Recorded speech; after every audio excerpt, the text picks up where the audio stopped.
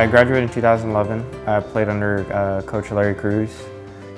I think he's still here. Yeah, I mean, I played well throughout my junior career here at South and in the Valley.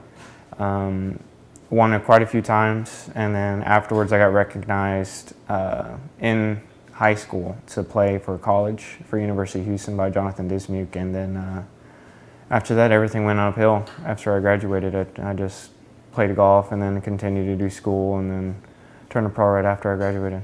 My name is Roman Robledo. I graduated at Harlingen High School South in class of 2011.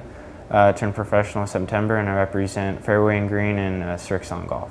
It was one of those things that was kind of already in the family. One of my uncles, he played professional for quite some time. He played for Harlingen High. He went on to go to play junior college golf and then ended up playing at University of Houston as well. I mean, competition has always been in the family. I have another uncle that played basketball, and he's very, very competitive, and a mom that was more competitive than both of them put together. So it's kind of one of those things where everything ended up in my favor, being competitive, loving golf, and loving sport. So it ended up really well for me in the long run, choosing golf as my profession. I mean, definitely it's a huge transition from high school to college, no matter if it's academics to school or whatever.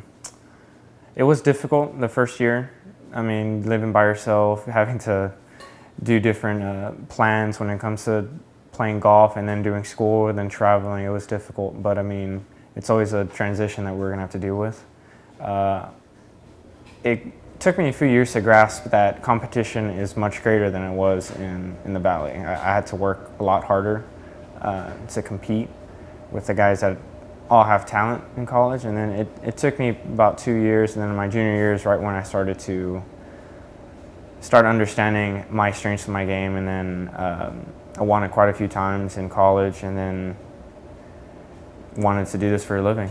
There was a bunch of events that I played in summer, including the U.S. Amateur, and that's when I got really recognized to represent IMG and Icon Sports with Adam Pry. He works with them, and he does a tremendous job.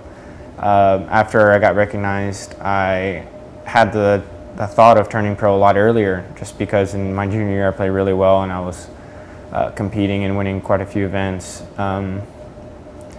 It was tough actually understanding that to be a professional, there's a lot of parts of your game that you have to perfect. And even though I was winning and playing well, I just wasn't there quite as developed as I wanted to be.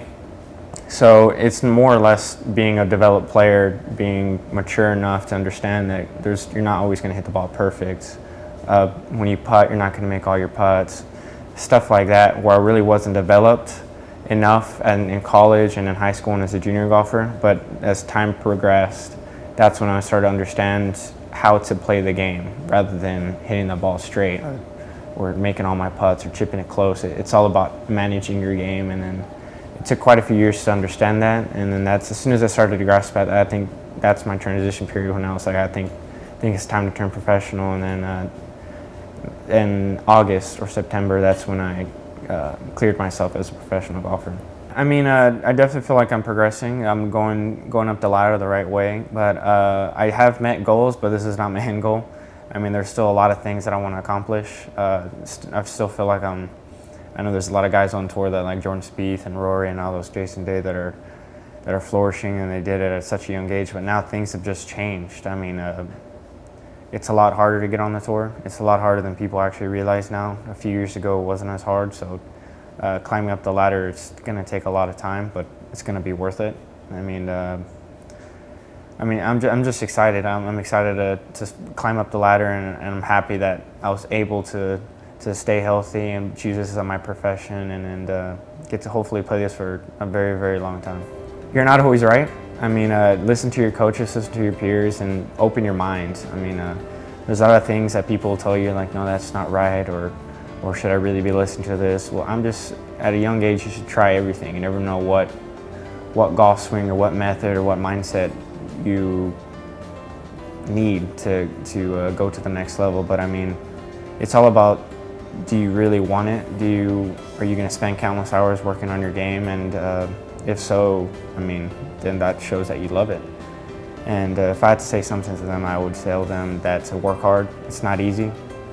No matter how easy people think golf is, or a hobby, or whatever they want to call it, for a lot of people it's a job, and it's not easy. I mean, there's a lot of physical work into this, and if you enjoy it, I say chase it. If that's what you want to do, I mean, I did it. I put in the work, and I didn't let anybody tell me no. So don't ever let anybody tell you you can't do it, because you can.